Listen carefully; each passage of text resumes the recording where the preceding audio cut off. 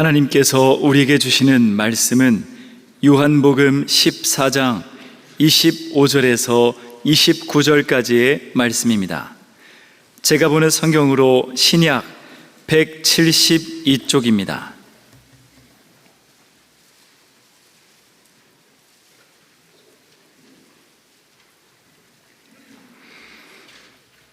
하나님의 말씀을 봉독하겠습니다.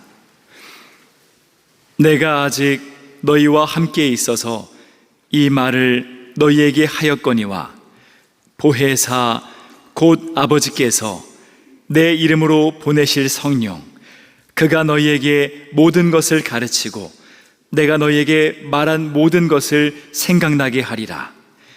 평안을 너희에게 끼치노니 곧 나의 평안을 너희에게 주노라. 내가 너희에게 주는 것은 세상에 주는 것과 같지 아니하니라. 너희는 마음에 근심하지도 말고 두려워하지도 말라. 내가 갔다가 너희에게로 온다 하는 말을 너희가 들었나니 나를 사랑하였더라면 내가 아버지께로 감을 기뻐하였으리라. 아버지는 나보다 크심이라. 이제 일이 일어나기 전에 너희에게 말한 것은 일이 일어날 때에 너희로 믿게 하려 함이라. 아멘. 갑자기 들이닥친 불안감, 두려움은 우리의 삶을 뒤흔듭니다.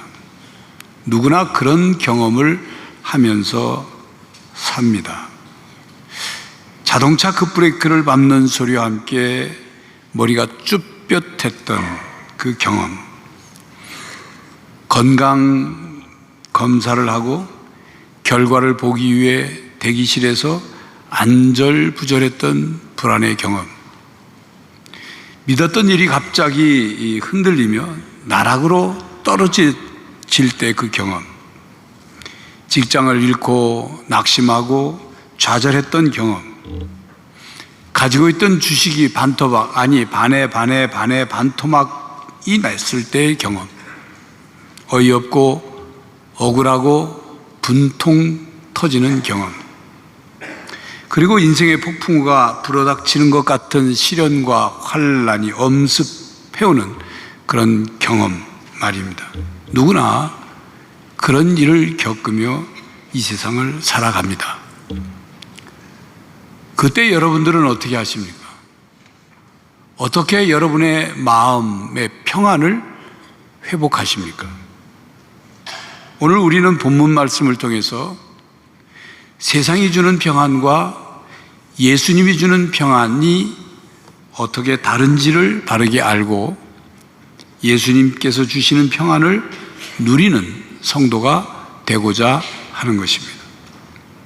예수님은 십자가의 죽음을 앞둔 상황에서도 제자들에게 평안을 주시겠다고 약속하셨습니다.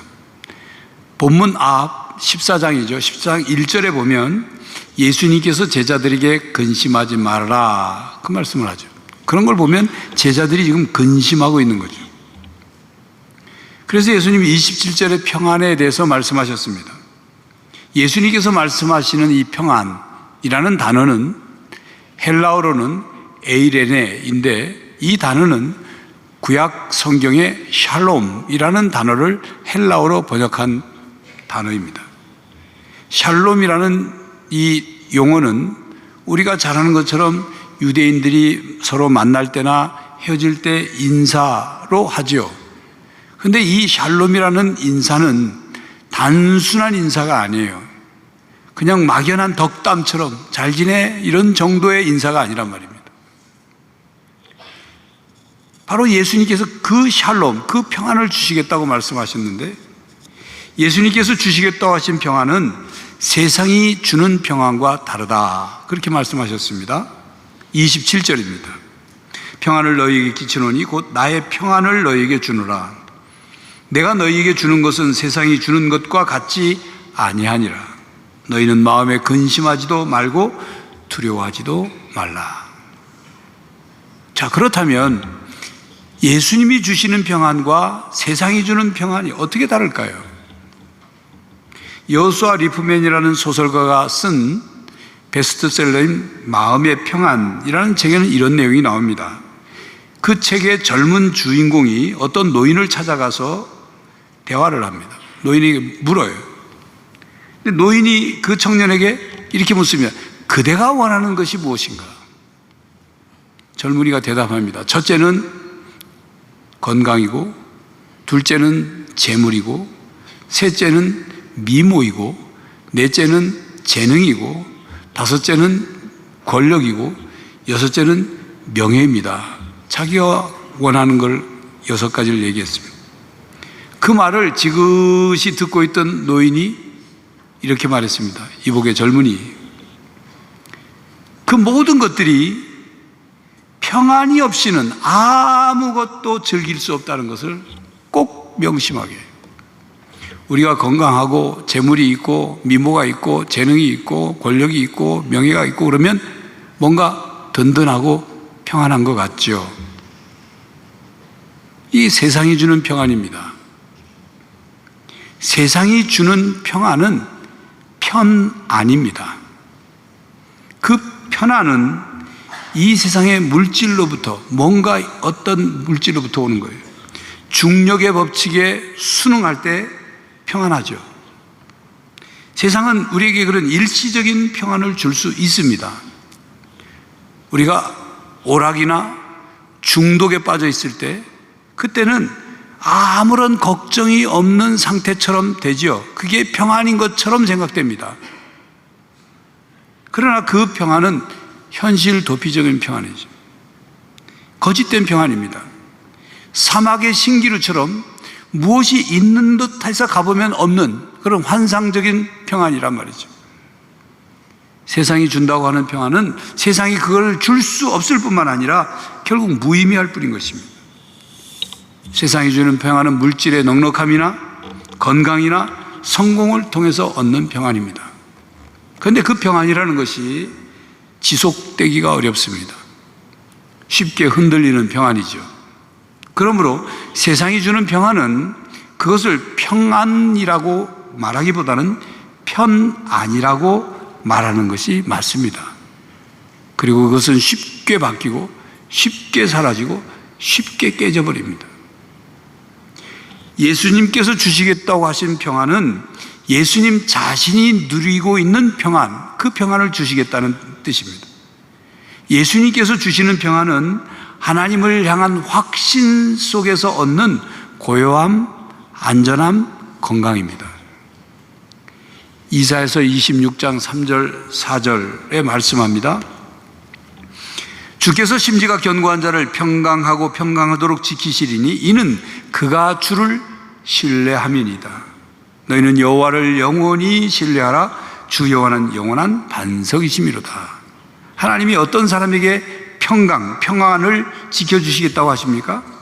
심지가 견고한 자를 평강하도록 지키십니다. 그 심지란 말은 주를 신뢰하는 심지를 말이죠. 심지가 견고하다는 말은 견고한 마음이라는 뜻이거든요.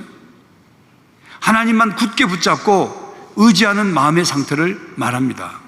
자, 그렇다면 심지가 견고한 마음과 반대되는 마음은 어떤 거냐? 야고보서 1장 8절에 언급한 것처럼 두 마음을 품어 정함이 없는 마음, 두 마음이 되어서 불안한 마음을 말합니다.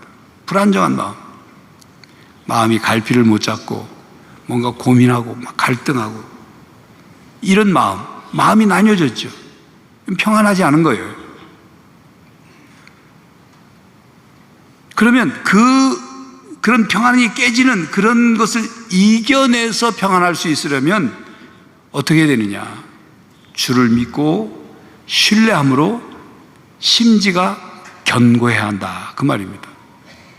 그러므로 예수님이 주시는 평안은 하나님을 향한 전적인 믿음으로 받습니다. 제가 평안에 대해서 체험했던 중요한 사건이 있었습니다. 이미 10년 전에 설교 때 말씀드린 적이 있어요. 간증한 적이 있어요. 자, 그런데 과거에 했던, 설교 시간에 했던 예화나 간증을 다시 하려고 하면 이런 생각이 들 때가 있어요.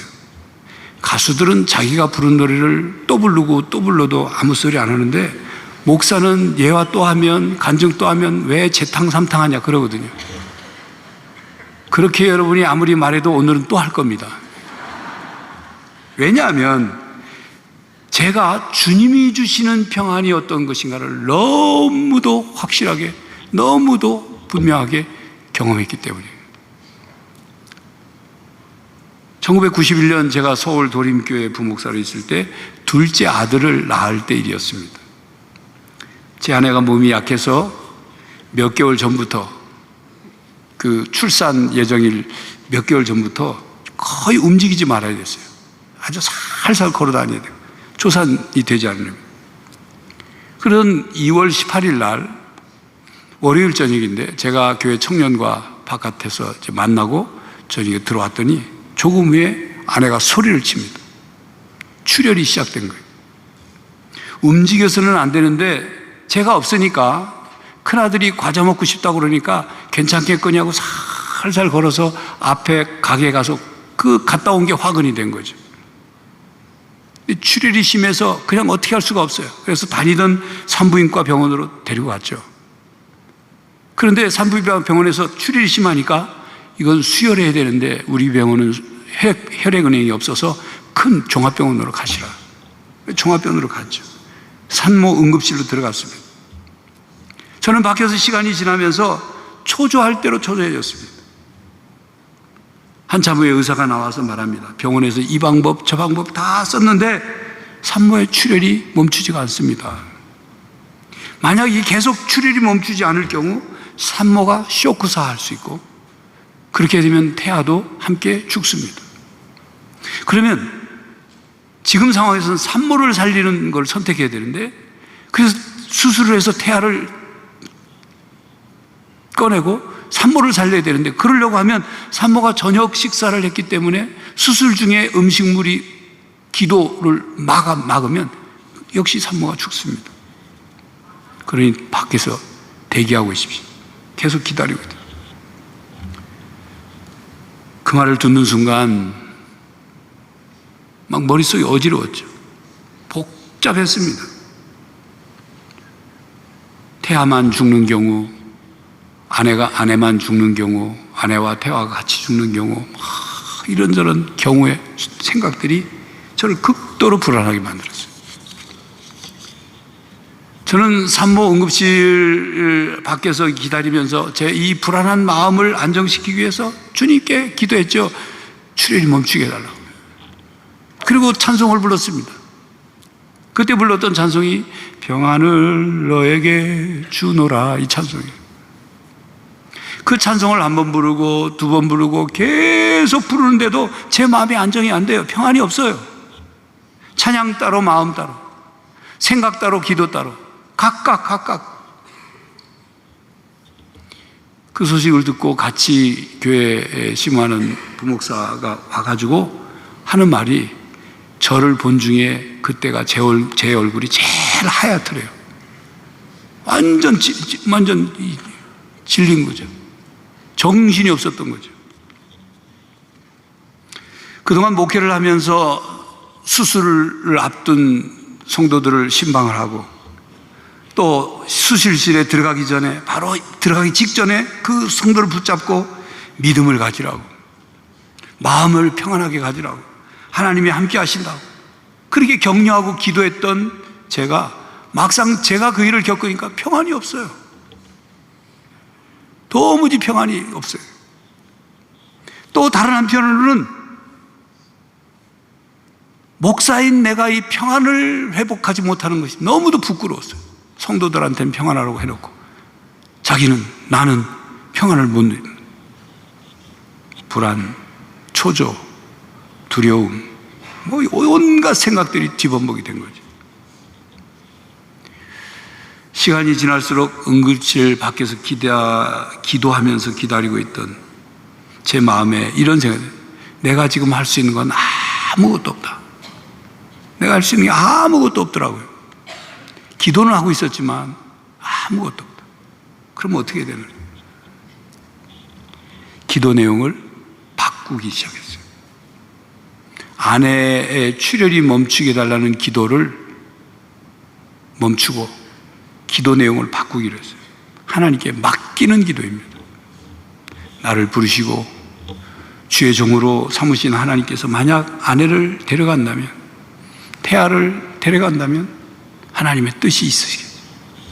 하나님 무슨 계획이 있으시겠지. 내가 걱정한다고, 불안해한다고 해결되는 것이 아무것도 없다는 사실 깨닫게 됐어요. 온전히 하나님께서 하시는 대로 맡기는 기도를 드렸어요. 생명의 주인이신 하나님, 내 삶의 주인이신 하나님, 우리 가정의 주인이신 하나님, 하나님께 모든 것을 내어드립니다. 하나님 뜻대로 하십시오. 모든 것을 내어드립니다. 하나님 하시고자 하시는 대로 순종하겠습니다. 선하신 하나님께서 궁극적으로 선한 결과를 맺으실 것을 믿음으로 하나님께 맡겨드리는 기도 드렸어요. 그러면서 다시 찬양을 불렀죠. 평안을 너에게 주노라. 세상이 줄 수 없는, 세상이 알 수도 없는 평안, 평안, 평안,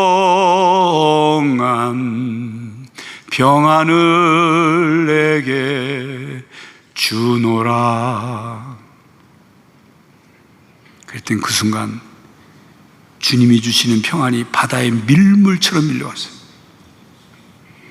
그토록 내가 의지를 가지고 내 마음을 안정시키려고 애를 쓰고 아내의 출혈이 멈춰달라고 그렇게 간절히 기도하고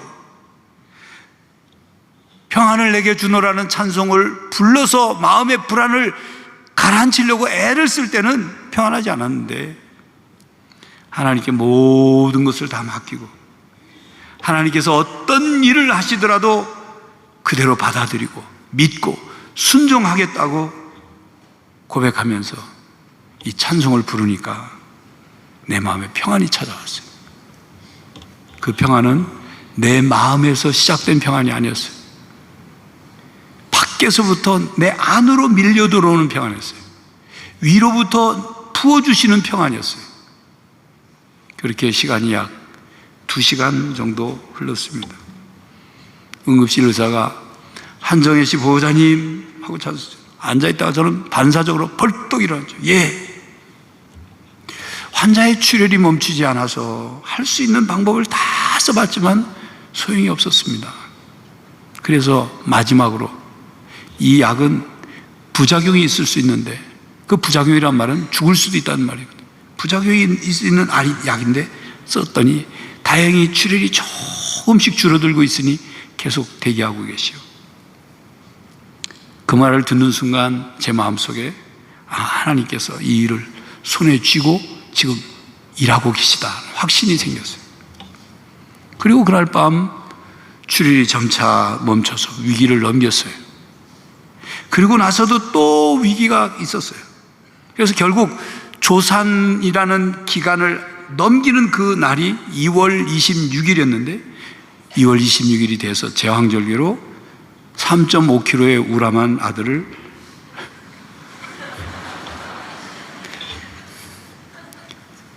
조산인데 3.5kg예요.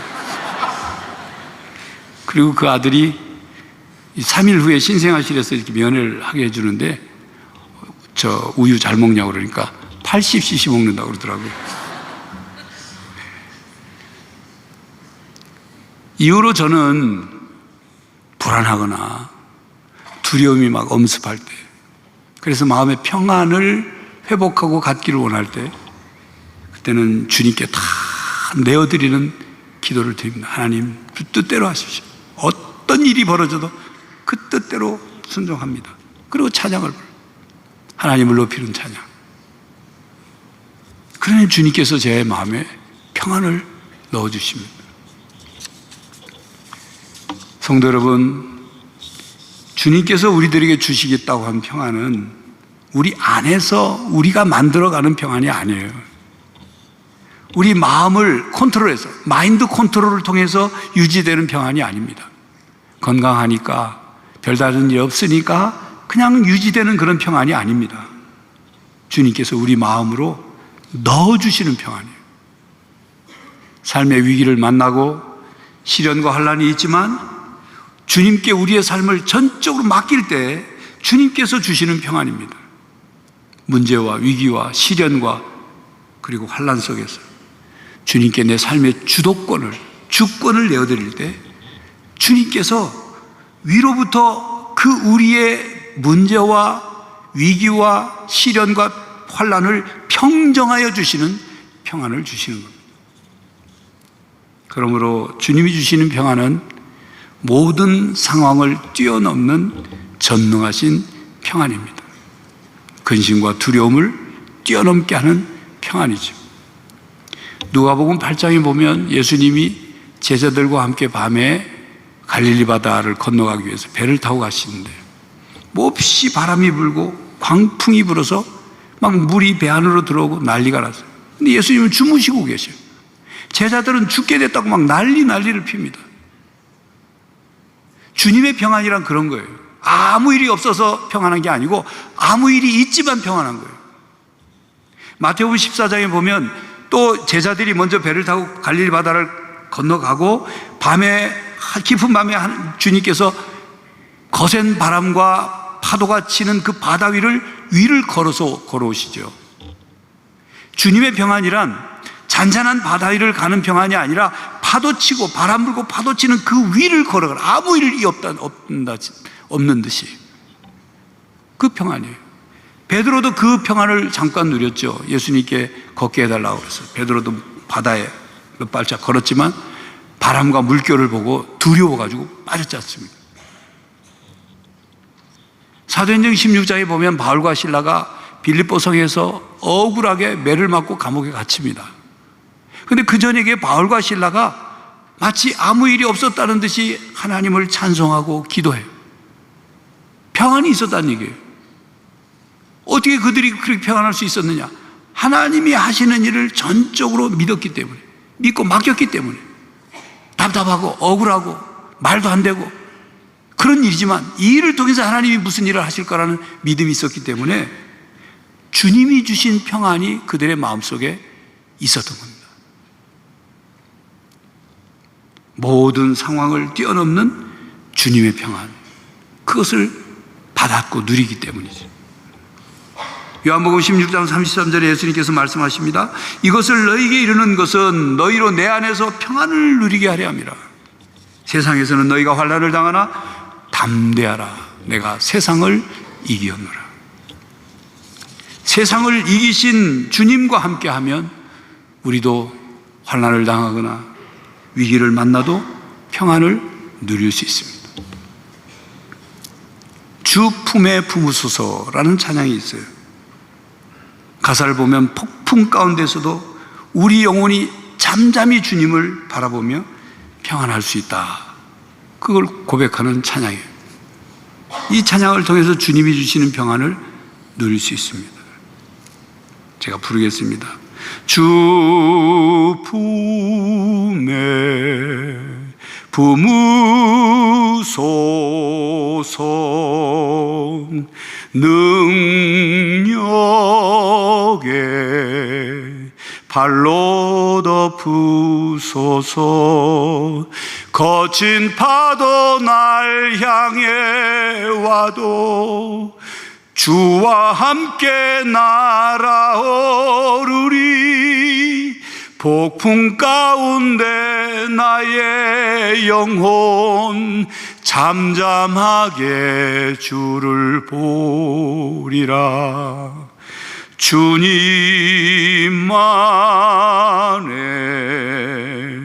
나 거하리 주 능력 나 잠잠히 믿네 거친 파도 날 향해 와도 주와 함께 날아오르리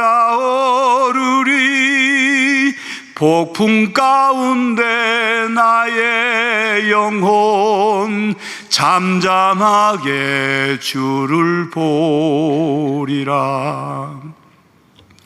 폭풍 가운데서도 주님과 함께 날아오르며 주님이 주시는 평안을 누리는 성도들이 되시기를 간절히 바랍니다. 사실 우리에게 평안이 사라지는 상황, 평안이 깨지는 상황은 곧 우리에게 하나님이 필요하다는 것을 알려주는 교통 신호와도 같습니다.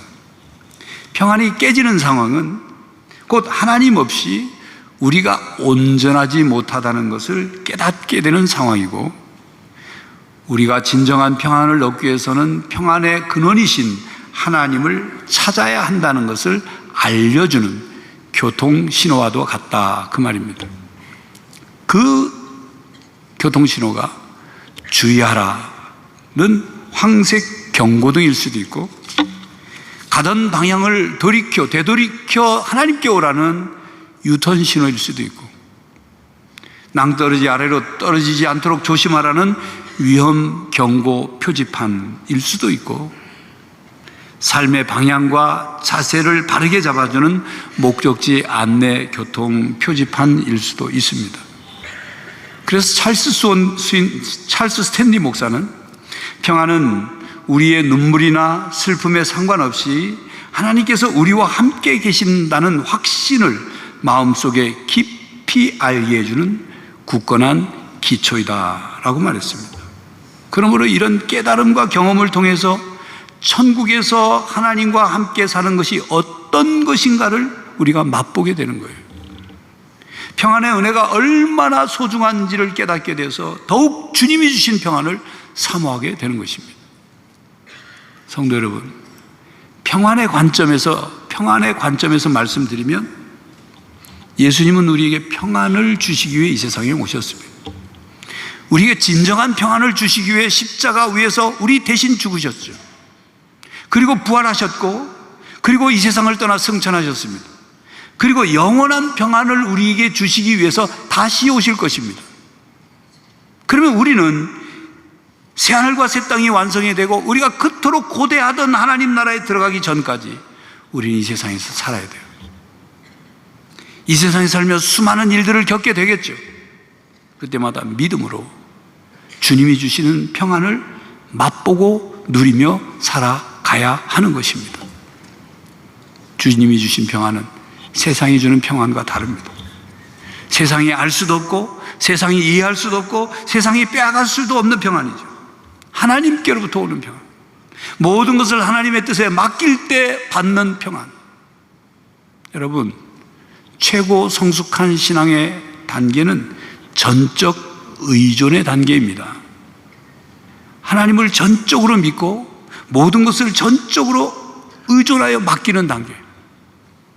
살든지 죽든지, 넘어지든지 일어서든지, 건강하든지 아프든지, 형통하든지 시련이 찾아오든지 하나님을 전적으로 믿고 모든 것을 의존하는 단계. 하나님이 알아서 하시도록.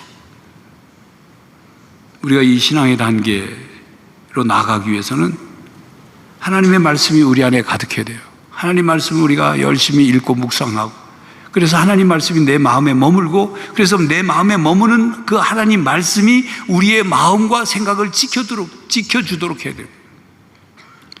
주님이 주시는 평안은 전능하신 하나님이 계심을 믿고, 그 하나님께서 나와 함께 하신다는 믿음을 가지고, 그 하나님의 약속의 말씀대로 이루어짐을 믿고 전적으로 맡기는 기도를 드릴 때 주시기 때문에 그 평안을 우리가 받을 수 있는 겁니다. 우리가 하나님의 은혜 안에서 평안을 유지합니다. 하나님과의 화목한 관계 안에서, 하나님의 사랑 안에서 우리의 평안이 유지돼요. 성령 충만을 통해서 그 평안이 풍성해지고 온전해지는 겁니다. 성도 여러분, 주님이 주시는 평안을 받아 누리며 사시기를 간절히 바랍니다.